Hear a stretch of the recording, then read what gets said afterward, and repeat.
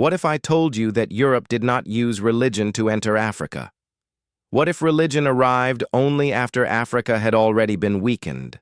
And what if Africa's greatest loss was not land, gold, or people, but how Africans were taught to see themselves? This is not the version of history most people know. This is the version that stayed quiet. Before Europe arrived, Africa was not godless. Africa was one of the most spiritually organized continents on Earth. Religion in Africa was not about escaping the world. It was about controlling it.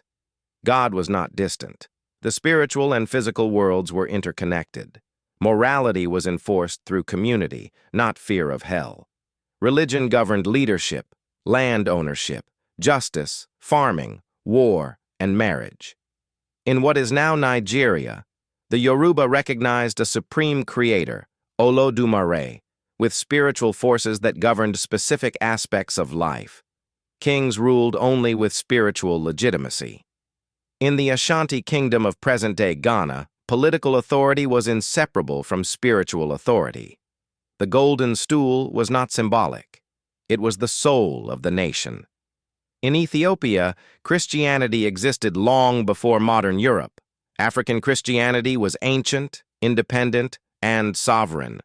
In Central Africa's Kongo Kingdom, spirituality regulated diplomacy, trade, and war. Africa did not lack religion. Africa lacked European definitions of religion. Here is the uncomfortable truth. Europe did not need religion to enter Africa.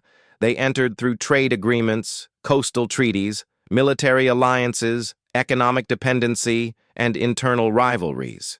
Religion came later. Why? Because religion is not a tool of entry, it is a tool of permanence.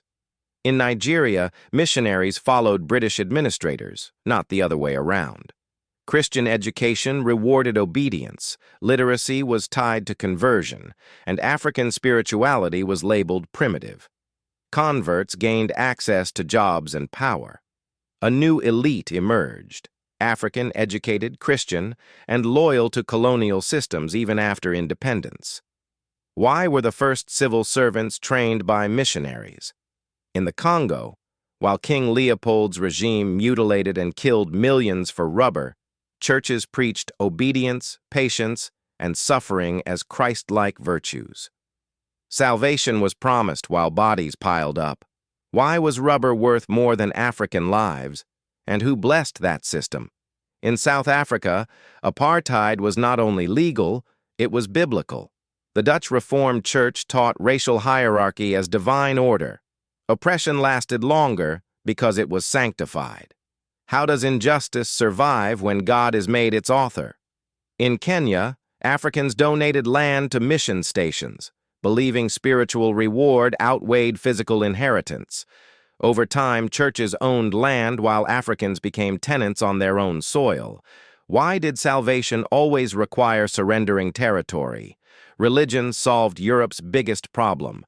How do you rule millions without constant violence? You make them police themselves. Religion taught that obedience is holy, authority is divine, suffering has purpose, resistance is sinful, and reward comes later, not now. Christianity did not erase African gods. It replaced African confidence. Today, Africa is one of the most religious continents on Earth, yet among the poorest and least industrialized. Africa has more churches per capita than hospitals. Religious spending exceeds scientific research budgets. Faith is often used to explain systemic failure. Political leaders hide behind prayer to avoid accountability. Why does prayer replace policy? Why does faith increase as infrastructure collapses? The deepest damage was not belief. It was agency.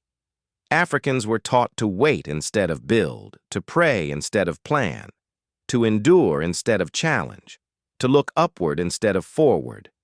Religion did not make Africa poor, but it made poverty spiritually acceptable. The lesson is not to reject religion. The lesson is to separate faith from submission, spirituality from stagnation, God from geopolitics. Religion should empower responsibility, not replace it. If religion truly came to save Africa, why did Africa lose everything except its prayers? Africa did not lose its gods. Africa lost who controlled the story. And whoever controls the story controls the future.